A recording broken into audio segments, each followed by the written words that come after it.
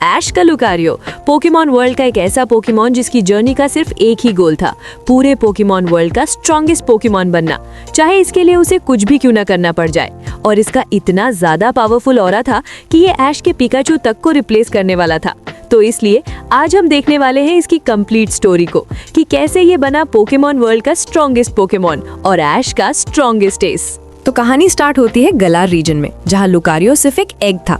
और ये कोई नॉर्मल एग नहीं था। इस पोकेमॉन एग के पास बर्थ से पहले ही ऑरा पावर्स थी, क्योंकि ये एग तब तक हैच ही नहीं हो रहा था जब तक उसे कोई पावरफुल और वर्दी ट्रेनर न मिल जाए। एंड बहुत टाइम तक ये एग बस ऐसे ही पड़ा रहता है। और दूसरी तरफ ऐश और गो प्रोफेसर के साथ पोकेमॉन एग्स के बारे में बात कर रहे थे। एंड गो बोल रहा था कि उसने कभी किसी पोकेमॉन को अंडा निकालते हुए नहीं देखा, इसीलिए वो डिसाइड करता है कि वो खुद एक एग ढूंढेगा जंगल में। तभी एक ट्रेनर आता है और वो ऐश को बैटल के लिए चैलेंज करता है। एंड बैटल काफी इंटेंस होती है क्योंकि पिकाचू और ऐश दोनों अपनी फुल एनर्जी लगा रहे होते हैं, लेकिन वही एनर्जी उस एग तक भी पहुंच जाती है। और हॉस्पिटल रूम में रखा हुआ वो एग सडनली हिलने लगता है, जैसे उसे फाइनली अपना ट्रेनर मिल गया हो। तभी बैटल के बाद ऐश को एक स्ट्रेंज ऑरा फील होता है, और ये वो सेम फीलिंग थी जो उसने ग्रेनिंजा के साथ फील की थी, लेकिन ग्रेनिंजा तो कैलोस में है, तो ये कौन हो सकता है। तभी ऐश और पिकाचू उस ऑरा को फॉलो करते हैं और वो उन्हें एक पोकेमॉन सेंटर तक ले जाती है। एंड जैसे ही ऐश उस एग के पास जाता है, एग इंस्टेंटली रिएक्ट करने लगता है। और ये देखकर नर्स जॉय बिल्कुल शॉक हो जाती है, क्योंकि ये एग पहले कभी मूव ही नहीं हुआ था। इसीलिए फिर वो एक बोल्ड डिसीजन लेती है और वो एग ऐश को दे देती है, क्योंकि सिर्फ ऐश ही उस एग को हैच करवा सकता था। एंड जब ऐश उस एग को लैब में ले आता है और दिन भर वो लोग उस पर रिसर्च करते हैं, लेकिन कुछ भी काम नहीं करता। लेकिन उसी रात को जब ऐश सो रहा होता है, वो एग ग्लो करने लगता है और फाइनली वो हैच हो जाता है। एंड उसमें से एक रियोलू जन्म लेता है। रियोलू रूम में इधर उधर देखता है और बिना किसी वार्निंग के वो ऐश पर ऑरा स्फीयर मार देता है और वहां से भाग जाता है, क्योंकि रियोलू एक्चुअली उस ट्रेनर को ढूंढ रहा था जिसका ऑरा उसे फील हुआ था, लेकिन उसे लगता है ऐश या गो उसके लायक ही नहीं है। फिर ऐश तुरंत उसके पीछे भागता है और उसके ऑरा को फील करते हुए उसे लोकेट करने की कोशिश करता है। उधर रियोलू की लाइफ ऑलरेडी नाइटमेयर बन चुकी होती है, क्योंकि जंगल में उसको वाइल्ड पोकेमॉन्स लिटरली कुत्तों की तरह बजा रहे होते हैं। बेचारा हर जगह से पिट रहा होता है, लेकिन फिर किसी तरह वो एक माउंटेन पे चढ़ जाता है और वहां वो एक ओनिक्स से टकरा जाता है और बिना सोचे समझे फाइट शुरू कर देता है। फाइट बहुत इंटेंस होती है। रियोलू अच्छा परफॉर्म करता है, लेकिन ओनिक्स एक हेवी हिट से रियोलू को ग्राउंड पे पटक देता है। तभी ऐश और पिकाचू वहां पहुंचते हैं और ऐश रियोलू को बचाने के लिए रेडी होता ही है। तभी उसी मोमेंट पे रियोलू को रियलाइज हो जाता है कि ये वही ट्रेनर है जिसका ऑरा उसने फील किया था।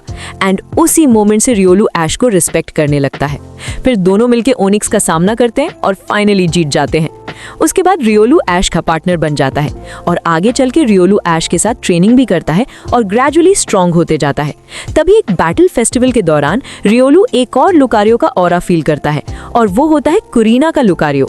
रियोलू उससे इंस्पायर हो जाता है, और जब वो लुकारियो का मेगा एवोल्यूशन देखता है, तब उसे अपना फुल पोटेंशियल समझ आ जाता है। खैर, पोटेंशियल तो तुम्हारे में भी था, लेकिन तुमने अपने नसीब और हाथ की लकीर दोनों को हिला हिला के मिटा जो दिया है। बाय द वे, उसके बाद रियोलू और भी ज्यादा हार्ड ट्रेनिंग स्टार्ट कर देता है। एंड फिर एक और एपिसोड में ऐश और रियोलू एक गलारियन फारफेच्ड से मिलते हैं और ऐश डिसाइड करता है उसे कैप्चर करने का, इसीलिए वो यूज करता है रियोलू को। एंड रियोलू पहले फोर्स पाम यूज करता है, लेकिन फारफेच्ड इजीली उसे टैंक कर देता है। फिर फारफेच्ड भी अटैक करता है, लेकिन रियोलू अपनी फुल स्पीड दिखाता है और उसे डॉज करके डबल टीम यूज करके क्लोन्स बना लेता है। फिर रियोलू अपने क्लोन्स के साथ मिलकर अटैक करता है, लेकिन फारफेच्ड अभी भी खड़ा रहता है। तभी फारफेच्ड एक पावरफुल मूव से सारे क्लोन्स हटा देता है और रियोलू को एक हिट करता है। लेकिन फाइनल मोमेंट में रियोलू अपनी लास्ट एनर्जी यूज करके रिवर्सल अटैक करता है और फारफेच्ड को नॉकआउट कर देता है। और फाइनली ऐश उसे कैच कर लेता है। एंड रियोलू अब टीम का इंपॉर्टेंट मेंबर बन चुका था और ऐश उसे अब और ज्यादा यूज करने लगा था। लेकिन यहीं से एक बड़ी प्रॉब्लम स्टार्ट होती है, क्योंकि ऐश ग्रेजुअली पिकाचू को इग्नोर करने लगता है, क्योंकि ऐश रियोलू को ज्यादा इंपॉर्टेंस देने लगता है। इसीलिए पिकाचू हर्ट फील करता है, बट हमारा ऐश इतना क्लूलेस था कि उसे ये समझ ही नहीं आता। और शॉकिंगली एक पॉइंट पर तो ऐश पिकाचू को लेजी तक बोल देता है और ये भी कह देता है कि रियोलू उसकी जगह ले लेगा। और ये सुन के Pikachu finally out of control हो जाता है और ऐश को शॉक भी दे देता है। और इसी वजह से पिकाचू ऐश से बात तक भी नहीं करना चाहता था।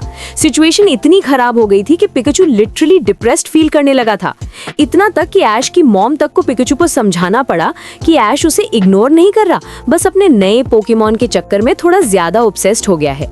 इसलिए पिकाचू थोड़ा टाइम ऐश से दूर रहकर ऐश की मॉम के साथ टाइम स्पेंड करता है, लेकिन मिस्टर माइम वाला नहीं, नॉर्मल वाला, ताकि वो थोड़ा बेटर फील कर सके। फिर नेक्स्ट डे पिकाचू डिसाइड करता है कि वो ऐश को कन्फ्रंट करेगा, और जब नेक्स्ट डे ऐश रियोलू के साथ स्पेशल ट्रेनिंग के लिए रेडी हो रहा होता है, तभी पिकाचू आता है और पूछता है कि क्या वो भी ज्वाइन कर सकता है। और यहाँ ऐश फिर से अपनी स्टुपिडिटी दिखाता है और वो बोलता है, तुम बस साइड पे बैठ जाओ, मुझे रियोलू के साथ 1-on-1 टाइम चाहिए। और बस यहीं पे पिकाचू का पेशेंस खत्म हो जाता है और पिकाचू इतना गुस्सा हो जाता है कि वो वहां से भाग जाता है और सीधा भागते भागते वो कैंटो वाले घर तक पहुंच जाता है। लेकिन अगर ऐश लास्ट मोमेंट पे वहां नहीं आता और पिकाचू को ये प्रॉमिस नहीं करता कि वो अब सारे पोकेमॉन के साथ टाइम स्पेंड करेगा, सिर्फ रियोलू के साथ नहीं, तो पिकाचू शायद परमानेंटली चला जाता। एंड रियोलू क्लियरली ऐश के कीम का पहला ऐसा पोकेमॉन था जिसने पिकाचू तक को इतना जेलस फील करवाया, और ये दिखाता है कि रियोलू की ऑरा कितनी पावरफुल है। एंड अब रियोलू की जर्नी अब काफी स्ट्रॉन्ग लग रही थी, इतना स्ट्रॉन्ग कि वो फाइटिंग टाइप डोजो को चैलेंज कर देता है, और ये बैटल काफी टफ होती है। ऐश के सारे पोकेमॉन ऑलरेडी नॉकआउट हो चुके थे और अब सब कुछ रियोलू पे डिपेंड करता था, जो बी के ग्रैपलॉक्ट से फाइट कर रहा था। रियोलू ने वैक्यूम वेव यूज करने की कोशिश की, लेकिन ग्रैपलॉक्ट ने इजीली उसे डॉज कर दिया। फिर ग्रैपलॉक्ट क्लोज आके रियोलू को ग्रैब करने की कोशिश करता है, लेकिन रियोलू भी डबल टीम यूज करके बच जाता है। तभी ग्रैपलॉक्ट काउंटर अटैक करता है और सारे क्लोन्स हटा देता है, लेकिन रियोलू भी सब अटैक्स ब्लॉक कर रहा होता है। और इस पॉइंट पे मैच काफी इवन लग रही थी। तभी ऐश डिसाइड करता है थोड़ा एज लेना चाहिए, इसीलिए वो रियोलू को फोर्स पाम से ग्राउंड हिट करने बोलता है, और ये मूव काम करता हुआ भी दिख रहा होता है। लेकिन जैसे ही रियोलू अटैक करने जाता है, ग्रैपलॉक्ट उसे पकड़ लेता है और फिर फुल टॉर्चर मोड में ग्रैपलॉक्ट रियोलू को स्क्वीज करता है और ग्राउंड पे पटक देता है और लिटरली उसको क्रश करने लगता है। रियोलू समहाउ स्ट्रगल करते हुए बाहर निकलता है और अपना लास्ट अटैक चार्ज करता है, रिवर्सल। उधर ग्रैपलॉक्ट लिक्विडेशन यूज करता है और दोनों अटैक्स क्लैश करते हैं, लेकिन एंड में रियोलू हार जाता है। ग्रैपलॉक्ट उसे पकड़ के कंप्लीटली क्रश करता है और फाइनल ब्लो दे देता है। रियोलू को इस फाइट में नेक्स्ट लेवल बीटिंग मिली। ऐश भी काफी अपसेट हो जाता है और उसे लगता है इतनी ट्रेनिंग के बाद भी कुछ काम नहीं आ रहा। लेकिन रियोलू, उसे फर्क ही नहीं पड़ता, वो बस थोड़ा और ट्रेन करता है और फिर वापस डोजो से जाके रीमैच करता है। लेकिन ये सब लीड करता है रियोलू की लाइफ का डार्केस्ट डे की तरफ, क्योंकि ये वही दिन था जब गलार रीजन का लेजेंडरी पोकेमॉन इटर्निटस वापस आता है। चेयरमैन रोज उसकी पावर को मिसयूज करना चाहता था और ऐश और लियोन उसे रोकने की कोशिश कर रहे होते हैं, बट सिचुएशन डेंजरस हो जाती है कि ऐश के पास सिर्फ पिकाचू और रियोलू बचे होते हैं। पिकाचू कुछ अटैक्स तो करता है, लेकिन वो थक जाता है। तभी चेयरमैन अपने पोकेमॉन्स को ऑर्डर देता है कि ऐश को अटैक करो, और उस मोमेंट पे रियोलू आगे आता है और वो दोनों अटैक्स को अपने ऊपर ले लेता है, सिर्फ ऐश को प्रोटेक्ट करने के लिए। और जब सबको लगता है कि अब सब खत्म है, तभी रियोलू ग्लो करने लगता है और इवॉल्व होके फाइनली लुकारियो बन जाता है। एवोल्यूशन के बाद लुकारियो तुरंत अपनी पावर दिखाता है और वो दोनों पोकेमॉन को पुश बैक करता है और अपने ऑरा स्फीयर से उन्हें वन शॉट कर देता है। तभी टॉप पे पहुंचने के बाद ऐश और गो मिलते हैं और गो का रैबिटो भी इवॉल्व होके सिंडरेस बन जाता है, एंड फाइनली लुकारियो और सिंडरेस एक परफेक्ट टीम बन जाते हैं। फिर सब मिलके जेसियन और जमैजंथा की हेल्प से इटर्निटिस को डिफीट कर देते हैं, और लुकारियो ने अपने एवोल्यूशन के साथ ही एक हिस्टोरिक डे पे वर्ल्ड को सेव भी कर दिया। लेकिन हाँ, ड्रामा अभी खत्म नहीं हुआ था, क्योंकि कुछ ही दिनों बाद ऐश और गो एक केव में ट्रैवल कर रहे होते हैं और वहां उनका सामना होता है म्यूटू से। म्यूटू उनसे उनके ड्रीम्स के बारे में बात करता है और डायरेक्ट सीधा बैटल स्टार्ट कर देता है। फिर गो सिंडरेस को भेजता है और ऐश पिकाचू को, लेकिन पिकाचू लिटरली 1 सेकंड के अंदर नॉकआउट हो जाता है। इसीलिए ऐश तुरंत लुकारियो को फील्ड में लाता है और लुकारियो और सिंडरेस मिलके ऑरा स्फीयर और फायर ब्लास्ट यूज करते हैं, लेकिन म्यूटू इजीली उन्हें शैडो बॉल से पुश कर देता है। फिर भी लुकारियो खड़ा रहता है। दोनों डिसाइड करते हैं कॉम्बो अटैक करने का। फिर लुकारियो मल्टीपल क्लोन्स बनाता है और सिंडरेस उनके बीच मूव करता है ताकि म्यूटू कंफ्यूज हो जाए, लेकिन म्यूटू फिर भी उन्हें उड़ा देता है। बट वो दोनों फिर भी गिव अप नहीं करते। वो क्लोज कॉम्बैट में जाते हैं बट फिर से पिट जाते हैं। एंड इसके बाद फाइनल अटैक के लिए लुकारियो हवा में जंप करता है, क्लोन्स बनाता है और ऑरा स्फीयर चार्ज करता है और सिंडरेस पायरो बॉल चार्ज करता है। दोनों अपने अटैक्स कंबाइन करते हैं और एक मैसिव एनर्जी बॉल क्रिएट होती है, सीरीज की सबसे पावरफुल अटैक्स में से एक। और वो मैसिव अटैक सीधा म्यूटू की तरफ गया और एक ह्यूज एक्सप्लोजन हुआ। सबको लगा बैटल खत्म हो गई, लेकिन ऑब्वियसली ये नहीं होता है क्योंकि म्यूटू ने प्रोटेक्ट यूज कर लिया था। बट फिर म्यूटू थोड़ा सा अनॉयड हो जाता है, इसीलिए उसने लॉक इन किया और एक इतना बड़ा शैडो बॉल बनाया कि ऑनेस्टली पूरा अरीना ही उड़ा दिया और फिर एक ही अटैक में सबको नॉकआउट कर दिया। फिर वो ऐश और गो के ऊपर हॉवर करता है और बोलता है कि उनका बॉन्ड और उनका बैटल एक्सपीरियंस एक्चुअली रियल है, इसीलिए वो उन्हें अभी के लिए छोड़ रहा है। और ये मोमेंट लुकारियो के लिए काफी इंस्पिरेशनल था। उसे समझ आ गया कि उसे अभी और भी स्ट्रॉन्ग बनना है, मतलब बहुत ज्यादा स्ट्रॉन्ग। इसीलिए उसका नेक्स्ट स्टेप होता है मेगा एवोल्यूशन। इसीलिए ऐश और गो कोरिना के पास जाते हैं उससे हेल्प लेने के लिए। हाँ, वही कोरिना जिसका लुकारियो पहली बार मेगा इवॉल्व होके पागल हो गया था। फिर कोरिना और उनके ग्रैंडपा लुकारियो को एक की स्टोन देते हैं और बोलते हैं कि अब सिर्फ मेगा स्टोन ढूंढनी है। लुकारियो अपनी ऑरा यूज करता है और पता लगाता है कि मेगा स्टोन एक आइलैंड पे है। वो लोग वहां जाते हैं, लेकिन ऑब्वियसली ये सब इतना इजी नहीं होता क्योंकि बहुत सारे पोकेमॉन्स उन पे अटैक करते हैं। फिर भी लुकारियो अपनी ऑरा से स्टोन लोकेट कर लेता है और वो एक रॉक के अंदर होती है। एंड जैसे ही वो उसे निकालने की कोशिश करते हैं, एक मेगा अलाकाज़ाम उस पे अटैक कर देता है। एंड ट्रेनर बोलता है अगर स्टोन चाहिए तो मुझे हराओ। बैटल काफी टफ होती है। लुकारियो डॉज करता है, फाइट करता है एंड लुकारियो पैरालाइज्ड भी हो जाता है। फिर लुकारियो सोचता है ज्यादा दिमाग लगाते हैं, इसीलिए वो रॉक्स पे जंप करता है और सीधा मेगा स्टोन चुरा लेता है। बाद में पता चलता है कि वो ट्रेनर एक्चुअली कोरिना का डैड था और वो बस उनका टेस्ट ले रहा था। बट एक बात क्लियर थी, लुकारियो को मेगा एवोल्यूशन चाहिए थी, चाहे उसके लिए उसे कुछ भी क्यों ना करना पड़े। और अब लुकारियो ऑफिशियली दैट गाय बन चुका था। और फिर उसका पहला टारगेट होता है डोजो, क्योंकि जब वो रियोलू था ग्रैप्लोऑक्ट ने उसे बुरी तरह पेला था, तो अब रिवेंज का टाइम था। इसीलिए ऐश ने बिया को चैलेंज किया। बैटल स्टार्ट होते ही इस बार लुकारियो बिल्कुल अलग ही लेवल पे था। वो ग्रैप्लोऑक्ट को इतना डोमिनेट करता है कि बिया को उसे वापस बुलाना पड़ता है। फिर वो हॉलूचा भेजती है एंड लुकारियो और Hawlucha full hand to hand combat में चले जाते हैं। लेकिन तभी हॉलूचा एक सॉलिड हिट लैंड कर देता है और फिर बिया ओवरकिल मोड ऑन कर लेती है।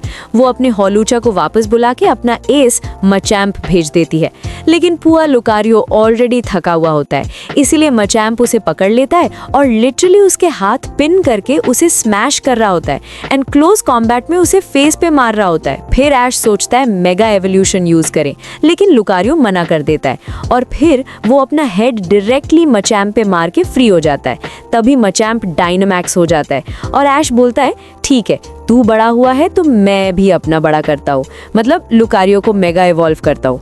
और लुकारियो की पहली मेगा ट्रांसफॉर्मेशन थोड़ी मेसी होती है क्योंकि ऐश ने कभी पहले मेगा एवोल्यूशन की ही नहीं थी, लेकिन फिर भी लुकारियो की पावर इनसेन थी। मेगा लुकारियो इतना फास्ट था कि उसने ऑरा स्फीयर सीधा मचैम्प के हेड पे स्मैश कर दिया और मचैम्प कंफ्यूज कर दिया। फिर होती है फाइनल क्लैश। मचैम्प और लुकारियो क्लोज कॉम्बैट में फुल फोर्स से अटैक करते हैं और एंड में लुकारियो उसको ओवरपावर कर देता है। एक फाइनल ऑरा अटैक के साथ मचैम्प को नॉकआउट कर देता है और फाइनली ऐश जीत जाता है और मास्टर्स 8 के लिए क्वालिफाई भी कर लेता है। और अब ऐश को पता था कि आगे और भी बड़े बैटल्स आने वाले हैं, स्पेशली लियोन के अगेंस्ट। उधर गो अपने फ्रॉगेडियर को ग्रेनिंजा बनाना चाहता था, तो इसीलिए दोनों कैलस रीजन जाते हैं, जहां ऐश को याद आता है उसका अपना ग्रेनिंजा भी वही है और फिर उसका ऑरा लुकारियो जैसा ही फील होता है एंड ऐश डिसाइड करता है कि वो ग्रेनिंजा को ढूंढे ताकि वो उन्हें ट्रेन कर सके। रात को जब सब सो रहे होते हैं, लुकारियो एक स्ट्रेंज ऑरा फील करता है और वो उसे फॉलो करता है, जहां उसे मिलते हैं ज़ाइगार्ड के वाइन्स एंड लुकारियो अपना पोरा स्फीयर यूज करता है लेकिन काम नहीं करता। तभी शॉकिंगली ऐश का स्ट्रॉन्गेस्ट एस ग्रेनिंजा एंट्री लेता है। वो वाइन्स को कट कर देता है इंस्टेंटली क्योंकि ग्रेनिंजा का काम ही ये था कि कैलस रीजन को इन वाइन से बचाना। लुकारियो उसके ऑरा को फील करता है और समझ जाता है कि ग्रेनिंजा कितना पावरफुल है। तब ऐश भी वहां आ जाता है क्योंकि उसे भी कुछ डिस्टर्बेंस फील होता है और ऐश को तुरंत समझ आ गया कि ये उसका ग्रेनिंजा ही है जो सारी ज़ायगार्ड के वाइन्स को डिस्ट्रॉय कर रहा है। वो ग्रेनिंजा को देख के काफी खुशी होता है और दोनों मिलके सारी ज़ायगार्ड पार्ट्स को डिस्ट्रॉय करने लगते हैं, लेकिन लुकारियो थोड़ा ऑफ फील कर रहा होता है। उसे रियलाइज होता है कि ऐश का कनेक्शन ग्रेनिंजा के साथ बिल्कुल वैसे ही है जैसे उसका ऐश के साथ है और ये बात उसे थोड़ी डिस्टर्ब करती है। फिर ऐश दोनों पोकेमॉन को इंट्रोड्यूस करता है, लेकिन लुकारियो को ग्रेनिंजा बिल्कुल पसंद नहीं आता क्योंकि पहली बार कोई उसे ऑरा में ओवरपावर कर रहा था।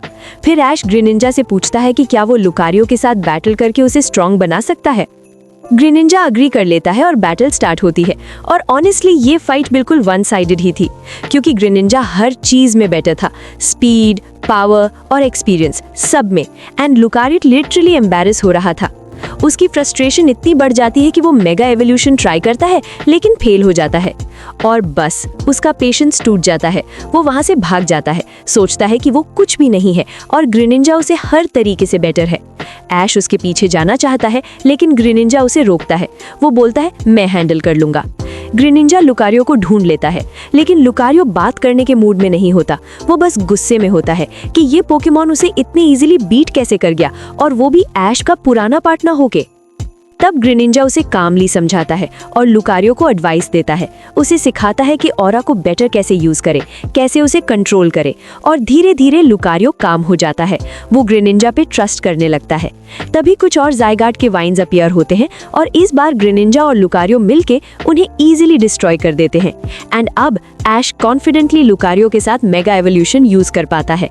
ग्रेनिंजा ने क्लियरली उसे बहुत कुछ सिखा दिया था और एंड में ग्रेनिंजा बेसिकली लुकारियो का मेंटर बन जाता है और उसे मास्टर्स 8 के लिए प्रिपेयर करता है और ऐश भी ग्रेनिंजा का शुक्रिया करता है क्योंकि उसने लुकारियो को राइट पाथ पे ला दिया था।